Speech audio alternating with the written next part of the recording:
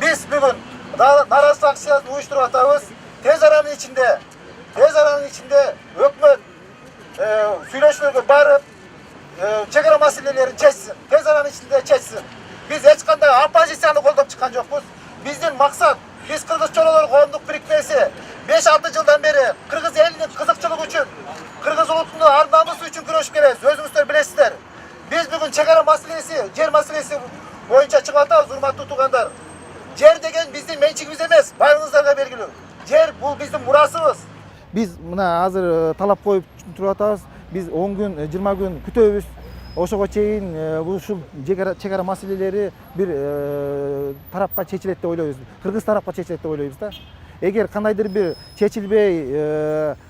эгерде чечилбей ушундай бир шалакылык мамиле боло турган болсо, биз анда кийинки кадамдарда өкмөттү жана ошол жерге барып, ошол абал менен таанышпаган депутаттарды баарын таркасын кетсин деп чыгышыбыз толук мүмкүн.